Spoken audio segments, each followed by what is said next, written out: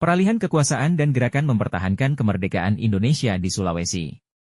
Setelah tiba kembali di Makassar pada tanggal 20 Agustus 1945, Dr. GSSJ Ratulangi segera mempersiapkan pemerintahan peralihan dari pemerintahan Jepang dan menyusun struktur aparat pemerintahannya. Selanjutnya di Kerajaan Bone setelah kedatangan Andi Pangeran Daeng Parani dari Jakarta tanggal 19 Agustus 1945, maka ia bersama ayahnya Raja Bone Andi Mapanyuki segera menata pemerintahannya dan menyatakan Kerajaan Bone bersama rakyatnya mendukung proklamasi kemerdekaan 17 Agustus 1945. Pendiriannya makin teguh setelah menerima utusan Datu Lu Andi Jemma yang menyampaikan bahwa pemerintah dan rakyat Kerajaan Lu menyambut baik kemerdekaan Indonesia. Sebagai upaya untuk mendukung proklamasi, maka pada tanggal 8 Oktober 1945 para tokoh pergerakan nasional di Makassar, seperti Gubernur Sulawesi Dr. Ratulangi, Lanto Daeng Pasewang, Emer Zainal Abidin, Suwarno dan Malajong Daeng Liwang mendirikan sebuah perguruan nasional, yang bertujuan memupuk semangat kebangsaan dan menghasilkan kader bangsa bagi pemuda-pemuda yang ada di Makassar. Ide-ide nasional republikan dipompakan kepada anak didik melalui pelajaran sejarah dan bahasa Indonesia. Dari sekolah inilah muncul pemuda militan seperti Walter Mongisidi, Rifai Pairai dan sejumlah tokoh pejuang yang menentang kekuasaan Nica. Pertengahan bulan Oktober 1945, raja-raja di Sulawesi Selatan mengadakan konferensi di Watampone yang diprakarsai Andi Jemma, Datu Lu, bersama Raja Bone Andi Mapanyuki, untuk mempersatukan pendirian para raja-raja di Sulawesi agar tetap di belakang proklamasi RI. Melalui telepon, maka Andi Abdullah Baumasete dari Parepare menyatakan mendukung konferensi, yang tidak dapat dihadiri karena kesibukan dalam perjuangan. Konferensi ini sebagai gerakan tandingan atas gerakan yang sama oleh Nica di Makassar yang mengundang Raja-Raja Sulawesi Selatan untuk mengadakan konferensi kompromi yang disampaikan Komandan Brigadier Jenderal Iwan Dougarti di Makassar dan disaksikan Komandan Nica Mayor Wegner. Kuatnya upaya Raja Bone menyatukan pandangan para raja di Sulawesi nampak dari adanya 3 kali pertemuan raja-raja terkemuka dari Sulawesi di Watampone yang terakhir dalam bulan November 1945. Pernyataan Raja Bone Andi Mapanyuki bahwa Bone berdiri sepenuhnya di belakang RI dalam keadaan bagaimanapun, menggugah pemuda-pemuda membentuk kekuatan bersenjata dan selanjutnya para pemuda se-Sulawesi mengadakan konferensi di Sengkang pada tanggal 12 Oktober 1945. Sebagai tindak lanjutnya, maka pada tanggal 19 Oktober 1945 di Watampone didirikan PTB, Pengawal Tanah Bone, dan pada tanggal 20 Oktober 1945 dilakukan pengibaran bendera merah putih di kantor-kantor. Di wilayah Kerajaan Lu, segera setelah memperoleh kepastian berita proklamasi kemerdekaan Republik Indonesia, maka pada pertengahan bulan September 1945, Andi Maradang mengubah adat Lu atau susunan pemangku pemerintahan Kerajaan Lu disesuaikan dengan suasana kemerdekaan. Mereka yang kurang sepaham diganti atau mengundurkan diri. Adat Lu yang telah tersusun itu dinilai sebagai Kabinet Revolusi Kemerdekaan RI, maka Datu Lu pun merasa lega karena memperoleh pembantu yang dijamin kesetiaannya terhadap proklamasi kemerdekaan Republik Indonesia. Beberapa hari kemudian setelah terjadinya penyerbuan pemuda dan rakyat Indonesia di Palopo untuk merebut senjata kekuasaan dari tangan tentara Jepang, Soekarno muda menjelma menjadi Pemuda Nasional Indonesia, PNI, di bawah pimpinan Andi Muhammad Kasim sejak tanggal 17 September 1945, dan diubah lagi menjadi Pemuda Republik Indonesia, PRI, pada tanggal 5 Oktober 1945 di bawah pimpinan Andi Makulau Opu Daeng Pareba. Berdasarkan desakan pimpinan PNI Lu, maka pada tanggal 2 Oktober 1945, di lapangan sepak bola Palopo, Andi Baso Petor Besar memproklamasikan daerah Lu secara resmi sebagai bagian dari negara RI. Pegawai dan rakyat Lu adalah pegawai rakyat Republik Indonesia. Badan pemerintahan akan mengadakan pemogokan jika Nica datang. Lu akan menentang Nica Knil dengan segala konsekuensinya yang telah diperhitungkan.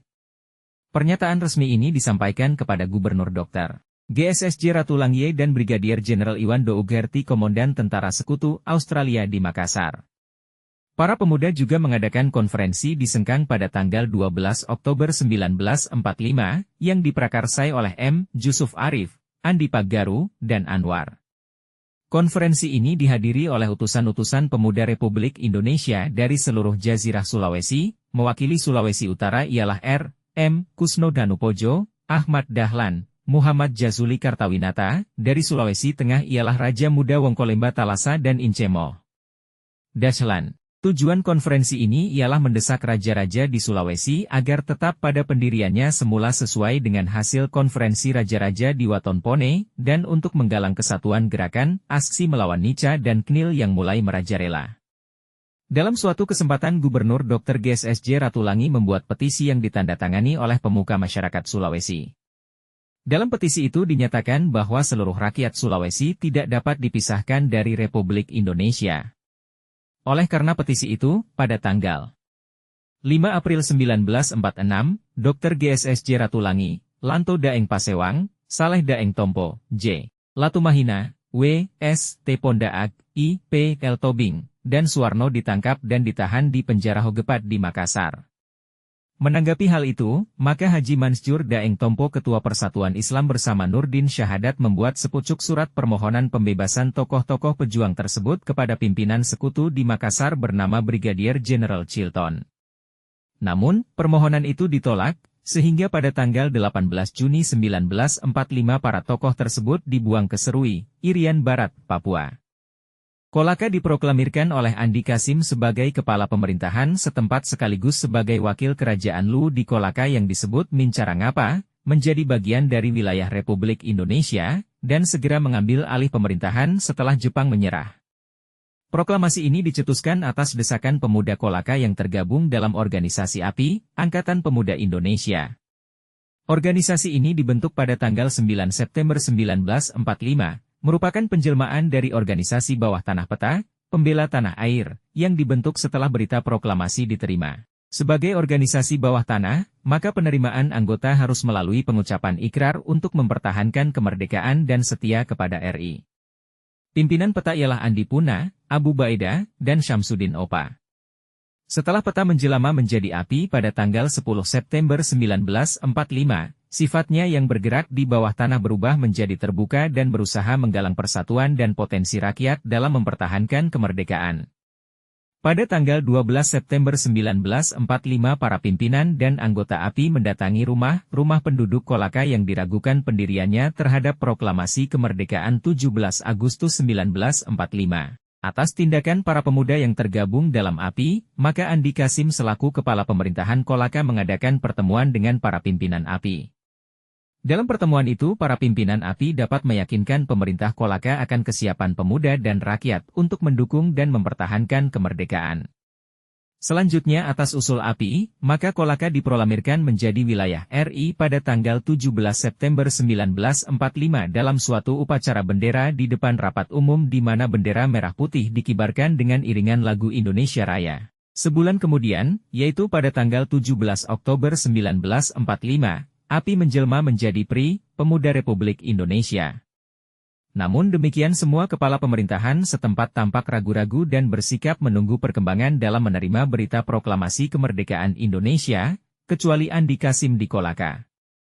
Melihat potensi dan atas dorongan para pemuda Kolaka, Andi Kasim dalam upacara bendera memproklamirkan Kolaka sebagai bagian dari RI. Upacara pengibaran bendera merah putih di Kolaka dilaksanakan pada tanggal 17 September 1954 diiringi lagu Indonesia Raya, dipimpin oleh Andi Kasim Petor, Kepala Pemerintahan, Kolaka, didampingi oleh anggota Swapraja, yaitu Sulewatang Indumo, Bokeo Puatu, Guru Kapitan, Sapati Baso Umar Daeng Maraka.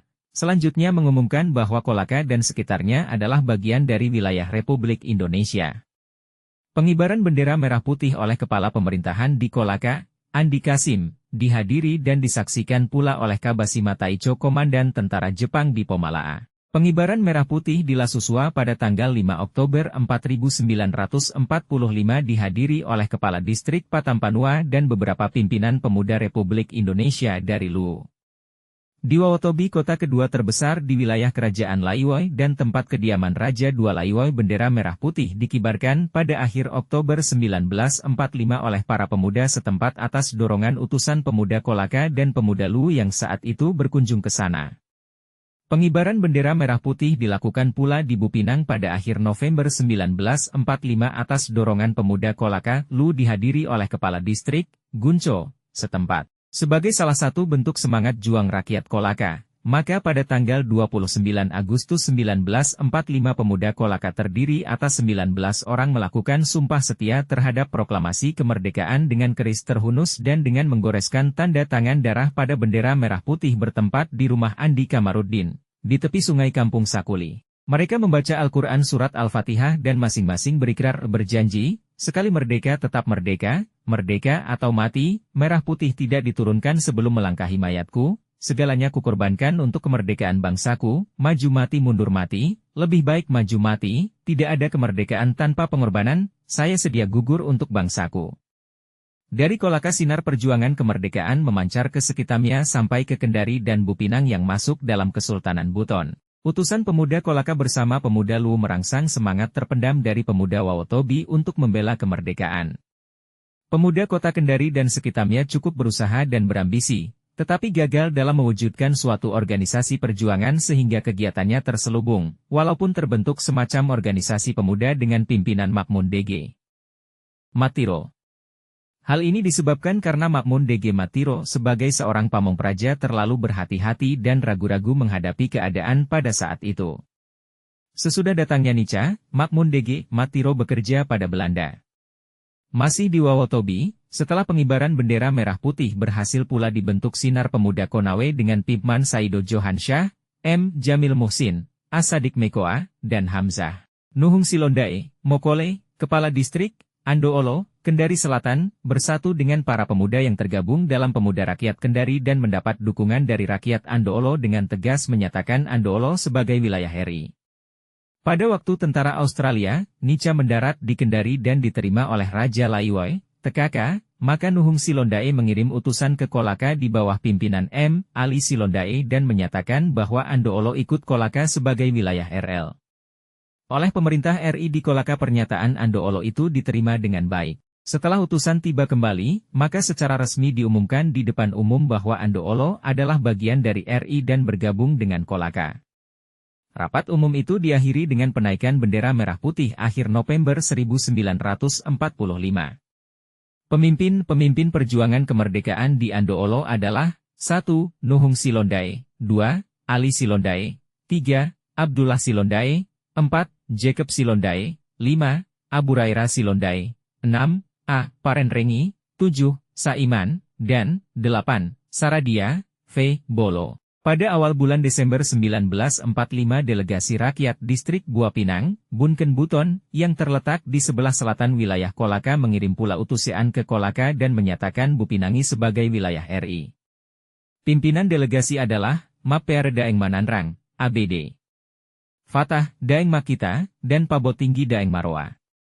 Di Muna para pemuda yang dipimpin oleh M. Idrus Effendi tidak dapat meyakinkan Raja Muna Laode Ipa untuk segera secara resmi menyatakan Muna sebagai bagian dari wilayah RI dan mengibarkan bendera merah putih. Maka, pengibaran merah putih di wilayah kerajaan Muna dilaksanakan di Labalano di luar ibu kota yang dipimpin oleh M. Idrus Effendi.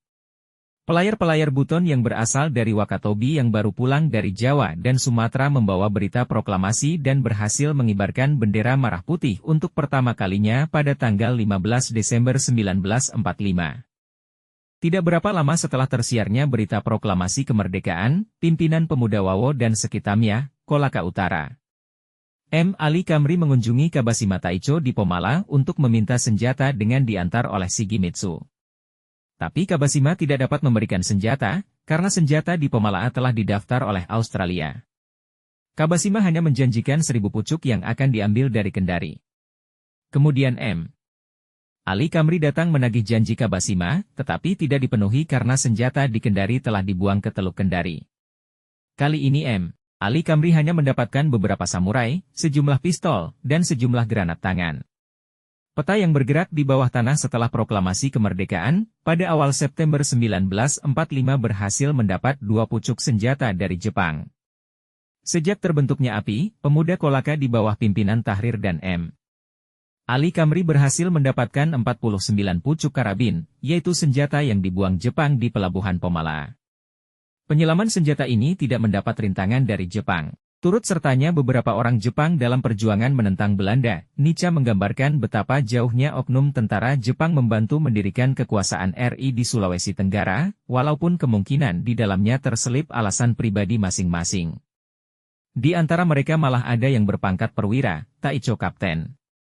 Pada tanggal 5 September 1945, Andi Puna selaku Kepala Penyelidik Barisan API, mengutus Salampesi untuk melaporkan bahwa nama Barisan Peta diganti menjadi Barisan API, Angkatan Pemuda Indonesia. Kapten Kabasima menerima baik perubahan nama peta menjadi API. Kapten Kabasima menyampaikan telah bertemu tokoh Islam K. Haji Mahading dan memberi senjata api sebanyak 51 pucuk.